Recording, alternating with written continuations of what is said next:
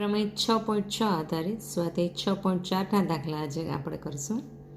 પ્રમેય 6.6 એમ હતું કે જો બે ત્રિકોણ સમરૂપ આપેલા હોય તો તેના ક્ષેત્રફળનો ગુણોત્તર છે એ તેમની અનુરૂપ બાજુઓના ગુણોત્તરના વર્ગ બરાબર થાય. તો એ પ્રમેયનો યુઝ કરીને હવે આપણે આગળના દાખલા ગણશું. સ્વાધ્યાય 6.4 દાખલા નંબર પહેલો છે. ત્રિકોણ એબીસી સમરૂપ ત્રિકોણ ડીઈએફ છે. બે ત્રિકોણ સમરૂપ આપેલા છે.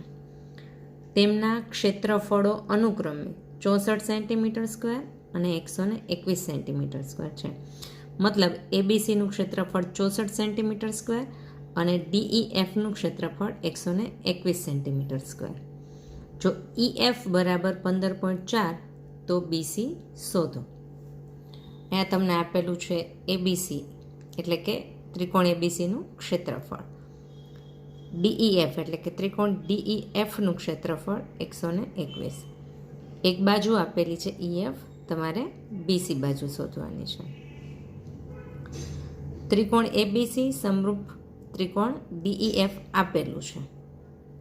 તો એબીસી અને ડીઈએફનો ક્ષેત્રફળ છે, એબીસી અને ડીઈએફના ક્ષેત્રફળનો ગુણોત્તર છે એ અનુરૂપ બાજુઓના વર્ગ બરાબર થશે. તો અહીંયા એક બાજુ ઈએફ આપેલી છે, તો આ ઈએફને અનુરૂપ બાજુ થશે બીસી. એટલે અહીંયા આપણો ગુણોત્તર છે બીસીનો વર્ગ છેદમાં ઈએફનો વર્ગ. એબીસી આપ્યું છે 64, ડીઈએફ આપ્યું છે 121, બીસી આપણે શોધવાનું છે અને ઈએફ આપ્યું છે 15.4 એનો વર્ગ. હવે આ બે સંખ્યા છે એ વર્ગ આપેલી છે, પૂર્ણ વર્ગ સંખ્યા આપેલી છે. એટલે કે 64 છે એ 8નો વર્ગ છે અને 121 છે એ 11નો વર્ગ છે. એટલે મેં એને વર્ગના રૂપમાં લખી છે. અહીંયા બીસી વર્ગ છેદમાં 15.4નો વર્ગ આપ્યો છે. ચારે ચાર સંખ્યા ઉપર વર્ગ છે એ વર્ગને હટાવી દેશું આપણે, તો મળે છે 8/11 બરાબર બીસીના છેદમાં 15.4.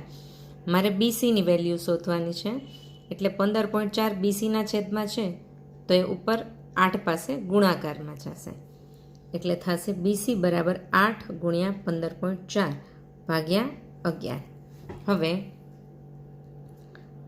11 ગુણ્યા 1.4 કરશો એટલે તમને 15.4 મળશે. એટલે 15.4 ભાગ્યા 11 એની વેલ્યુ આવે છે 1.4. તો 1.4 ગુણ્યા 8 કરશું એટલે 11.2 સેન્ટીમીટર મળશે. તો બીસીની કિંમત આપણને મળશે 11.2 સેન્ટીમીટર. બીજો દાખલો છે. એક સમલંબ ચતુષ્કોણ આપેલો છે, એમાં એબી સમાંતર સીડી આપેલું છે અને તેના વિકર્ણો એટલે કે વિકર્ણ એસી અને વિકર્ણ બીડી છે એ ઓ બિંદુમાં છેદે છે. પ્લસ બીજું તમને આપેલું છે એબી છે એ બીસી કરતાં ડબલ છે, એટલે એબીનું માપ છે બીસી કરતાં મોટું છે. તો ત્રિકોણ એઓબી અને ત્રિકોણ સીઓડીના ક્ષેત્રફળનો ગુણોત્તર શોધો. ક્ષેત્રફળનો ગુણોત્તર શોધવો હોય તો એ બંને ત્રિકોણ છે એ સમરૂપ થતા હોવા જોઈએ. અહીંયા તમને સમરૂપ આપેલા નથી, તો પહેલાં તો આપણે ત્રિકોણ એઓબી અને ત્રિકોણ સીઓડીને સમરૂપ બતાવશું. સમલંબ ચતુષ્કોણ એ બી સી ડી, વિકર્ણ બીડી અને વિકર્ણ એસી એકબીજાને ઓ બિંદુ પાસે છેદે છે. તો સમલંબ ચતુષ્કોણમાં જે બે ત્રિકોણ આપણે લેવાના છે, કયા ત્રિકોણ લેવાના છે તો કે એક ત્રિકોણ લેવાનો છે એ ઓ બી અને બીજો ત્રિકોણ લેવાનો છે સી ઓ ડી. તો આ બંને ત્રિકોણમાં, આ ત્રિકોણ 1 અને આ ત્રિકોણ 2માં અહીંયા એ બી અને સીડી છે એકબીજાને સમાંતર છે. અહીંયા ચોકડી પડે છે, તો આ જે બે ખૂણા બને છે એ અભિકોણ બને છે. એટલે ખૂણો એ ઓ બી બરાબર ખૂણો સી ઓ ડી એ શું છે? અભિકોણ છે. હવે એ બી સમાંતર સીડી એની છેદિકા હું એસી લઉં તો મને અહીંયા ઝેડ આકારનો ખૂણો બને છે, એટલે કે યુગ્મ કોણ બને છે.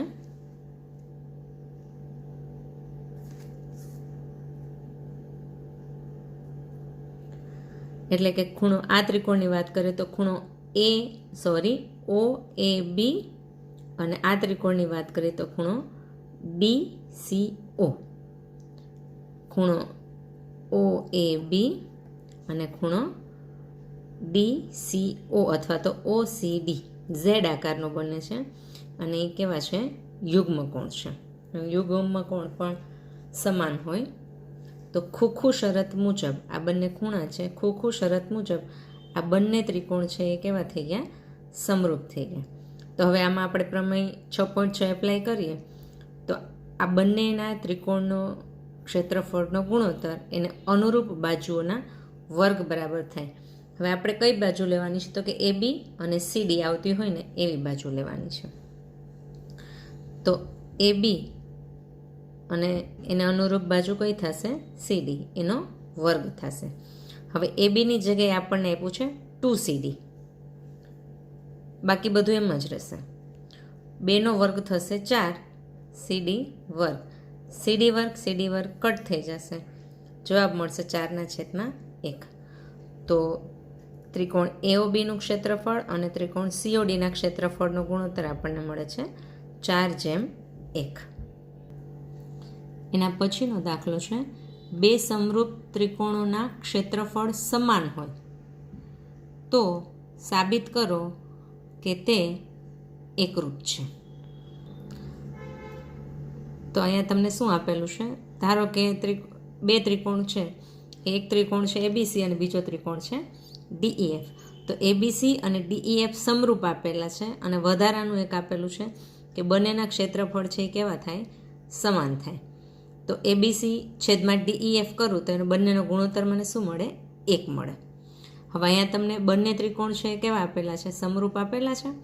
તો આપણે એમાં પ્રમેય 6.6 એપ્લાય કરીએ તો ત્રિકોણ ABCનું ક્ષેત્રફળ છેદમાં ત્રિકોણ DEFનું ક્ષેત્રફળ એની અનુરૂપ બાજુઓના વર્ગ બરાબર થાય, વર્ગના ગુણોત્તર બરાબર થાય. એટલે ABને અનુરૂપ બાજુ કઈ થશે? DE, BCને અનુરૂપ બાજુ EF અને ACને અનુરૂપ બાજુ DF. પણ ABC અને DEFનો ગુણોત્તર 1 છે, તો આના બરાબર શું થશે? 1. બધાનો વર્ગ રિમૂવ કરીએ તો શું આવશે? ABના છેદમાં DE બરાબર BCના છેદમાં EF બરાબર ACના છેદમાં DF બરાબર 1 મળશે. મતલબ આ ગુણોત્તર બરાબર પણ 1 છે, આના બરાબર પણ 1 છે, અને આના બરાબર પણ 1 છે. તો ABના છેદમાં DE બરાબર 1, DE સામે ગુણાવા જશે તો મને મળશે AB બરાબર DE. અહીંયા પણ BC છેદમાં EF બરાબર 1, તો BC બરાબર શું થશે? EF. અને AC છેદમાં DF બરાબર 1, તો AC બરાબર શું થશે? DF. તો ત્રિકોણ ABC અને ત્રિકોણ DEF સમરૂપ તો હતા જ, વધારાનું શું મળ્યું? એની અનુરૂપ બાજુઓના માપ પણ કેવા મળ્યા? સમાન મળ્યા. તો બા શરત મુજબ આ બંને ત્રિકોણ છે કેવા થશે?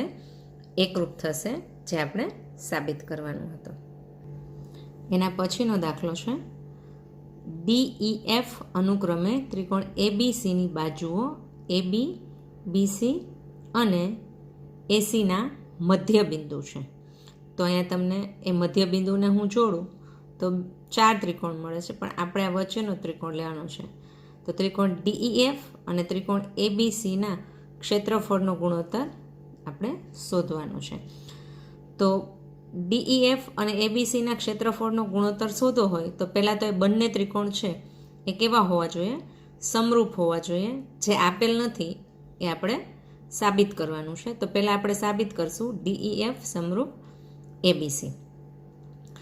તો DEF એ ત્રિકોણ ABCની બાજુ AB, BC અને ACના મધ્યબિંદુ છે.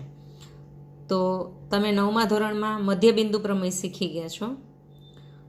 તો આ બે મધ્યબિંદુને હું જોડું અને જે રેખાખંડ મળે એની સામેની બાજુના કરતાં ડબલ થાય. તો EF સમાંતર AB થશે. તો EFનું માપ છે એ ABના માપ કરતાં અડધું થશે. તો AB બરાબર થશે 2EF. સેમ એવી જ રીતે બીસી બાજુ હું લઉં તો બીસી બરાબર શું થશે 2DE અને એસી બાજુ લઉં તો એસી બરાબર થશે 2DE. તો એબીના છેદમાં EF, બીસીના છેદમાં DF અને એસીના છેદમાં DE બધાનો ગુણોત્તર કેવો મળ્યો? 2 સમાન મળ્યો. તો બા શરત મુજબ ત્રિકોણ એબીસી અને ત્રિકોણ DEF કેવા થશે? સમરૂપ થશે. તો બંને ત્રિકોણ સમરૂપ થઈ ગયા તો પ્રમેય 6.6 પરથી એને અનુરૂપ બાજુઓના ગુણોત્તર પણ કેવા હોય? ગુણોત્તરનો વર્ગ છે એ સમપ્રમાણમાં હોય. તો ત્રિકોણ એબીસી છેદમાં ત્રિકોણ DEF ના ક્ષેત્રફળ બરાબર બાજુ એબીનો વર્ગ છેદમાં બાજુ EFનો વર્ગ. હવે એબી બરાબર આપણે આપેલું છે, કેટલું આવે છે? 2EF. તો એબીની જગ્યાએ આપણે મૂકશું 2EF. એબીનો વર્ગ એટલે 2EFનો વર્ગ, 2નો વર્ગ 4, EF વર્ગ છેદમાં EF વર્ગ. EF વર્ગ નીકળી ગયા એટલે ગુણોત્તર મેળવો 4 છેદમાં 1. પણ આ ગુણોત્તર આપણને મળે છે ત્રિકોણ એબીસીના ક્ષેત્રફળ છેદમાં ત્રિકોણ DEFના ક્ષેત્રફળનો. તમને માંગેલું છે ત્રિકોણ DEFનો ક્ષેત્રફળ અને ત્રિકોણ એબીસીના ક્ષેત્રફળનો ગુણોત્તર. એટલે અહીં આપણે વ્યસ્ત લઈ લેશું તો 4 છેદમાં 1ની જગ્યાએ થઈ જશે 1 છેદમાં 4. તો DEF અને એબીસીના ક્ષેત્રફળનો ગુણોત્તર 1:4 મળે છે.